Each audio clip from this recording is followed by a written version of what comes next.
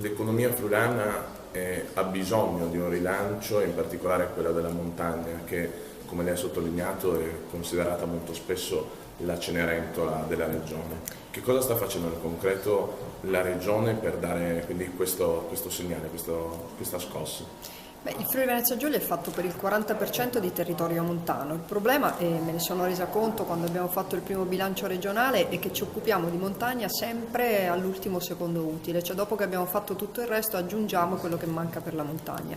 Questa considerazione quasi residuale non serve alla montagna, ma soprattutto non serve allo sviluppo economico della regione Friuli Venezia Giulia.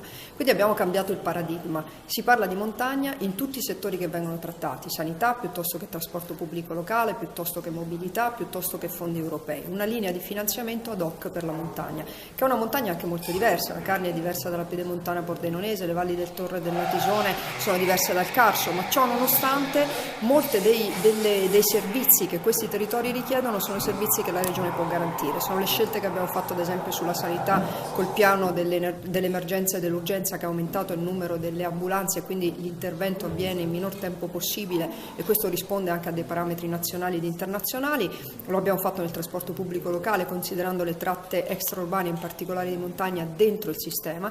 Lo abbiamo fatto anche nel realizzare ad esempio filiere imprenditoriali importanti. Sta avendo un grande successo in Carnia la filiera del legno, finalmente gli imprenditori si sono messi insieme, finalmente questo sistema funziona, finalmente quando si parla di case del legno non si parla soltanto della provincia di Trento, quindi siamo riusciti a vendere e ad essere visibili con un prodotto importante. Poi c'è il turismo, mi verrebbe in mente il Borgo dei Borghi di Venzone, e di tutta la ricettività che noi dobbiamo ammodernare, delle infrastrutture che dobbiamo portare qui, in particolare la banda larga e ultralarga per le imprese, ma anche per i nostri servizi, per i nostri operatori alberghieri, e soprattutto questi servizi devono garantire che poi l'economia si sviluppi in questo territorio, che è comunque un territorio ancora imprenditoriale. Ci sono imprese che hanno numeri di dipendenti impressionanti, penso ad esempio all'Automotive Lighting ad Amaro con 1100 dipendenti, quindi si può fare, possiamo riuscire, ma dobbiamo veramente cambiare l'approccio.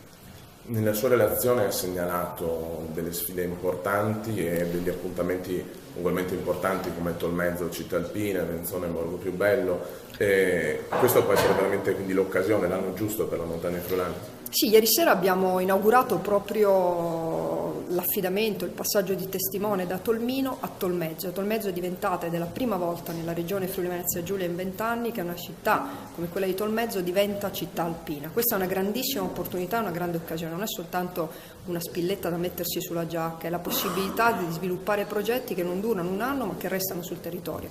Ieri sera ad esempio abbiamo presentato il progetto che riguarda Palazzo Linussio, su cui la regione Friuli Venezia Giulia ha già allocato 500.000 euro.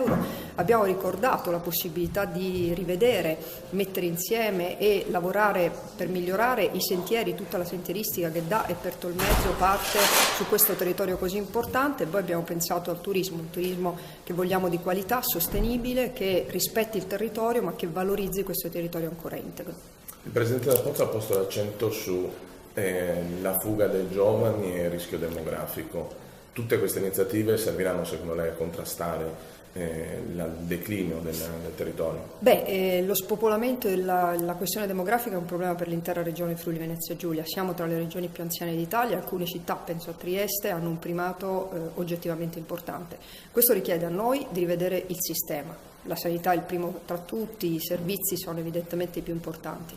Se noi garantiamo servizi in montagna, la gente non ha motivo di andarsene via da qui, e se ci sono servizi ci sono imprese, c'è la possibilità di fare imprenditoria, c'è la possibilità di studiare, di acquisire competenze, e se c'è questa possibilità le persone appunto non vanno via ma restano sul loro territorio. Questo lo possiamo fare tutti insieme, però abbiamo bisogno dell'università, abbiamo bisogno dell'ospedale, abbiamo bisogno della medicina primaria sul territorio, abbiamo bisogno di avere assistenza per i nostri anziani, ma abbiamo bisogno ad esempio di creare istituti dove le competenze professionali siano capaci di adattarsi ad un territorio così complesso. Quindi il lavoro ad esempio sulle competenze professionali legate alla montagna è un lavoro importante.